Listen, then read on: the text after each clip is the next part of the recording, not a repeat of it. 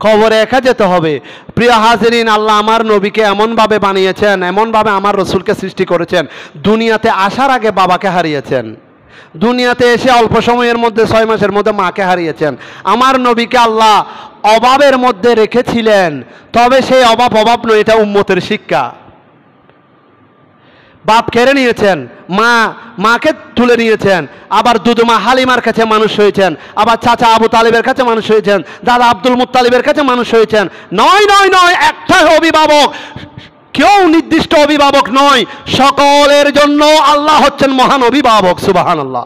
ওয়াকাফা বিল্লাহি ওয়ালিয়া ওয়াকাফা বিল্লাহি নাসীরা। অভিভাবক হিসেবে আল্লাহই যথেষ্ট, সাহায্যকারী হিসেবে আল্লাহই যথেষ্ট। আল্লাহ এটা বোঝানোর জন্য, আমার নবীর মাধ্যমে নবীর উম্মতকে শিক্ষা দেওয়ার জন্য এই ঘটনাগুলি ঘটিয়েছেন। সুবহানাল্লাহ। যেখানে আমার নবী হাত বুলিয়ে দিলে হযরত জাবের রাদিয়াল্লাহু তাআলা আনহুর গলা কাটা পুত্র একজনকে জবাই করে দেওয়া হয়েছে, একজন ছাদ থেকে পড়ে শাহাদাত বরণ করেছে। বাচ্চার মধ্যে এরকম ঘটনা ঘটে, যখন জাবের রাদিয়াল্লাহু তাআলার সন্তান শাহাদাত বরণ করেছেন, আমার নবী হাত বুলিয়ে দেওয়ার সাথে সাথে যখন জীবিত হয়ে যায় আল্লাহর হুকুমে, তাহলে আমার নবী কি চাইলে আমার নবীর কষ্টটা না হওয়ার জন্য আমার নবীর আব্বাজানকে বাঁচিয়ে রাখতে পারতেন না? আম্মাজানকে বাঁচিয়ে রাখতে পারতেন না?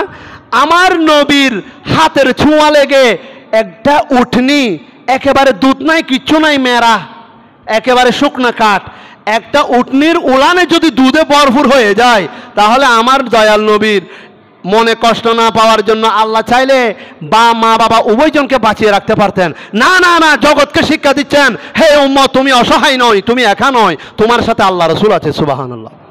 সেই জন্য তো ভিক্ষা করা সবচেয়ে জঘন্য।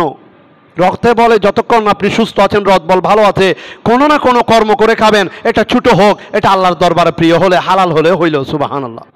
এটা আল্লাহর দরবারে প্রিয়, হালাল হলে হলো, এটা যেটা হবে হোক। সুইপার হন, আপনি গু ফেলুন, আপনি ময়লা পরিষ্কার করুন, তবে হালাল রোজগার করতে পারলে আল্লাহর দরবারে আপনি শ্রেষ্ঠ।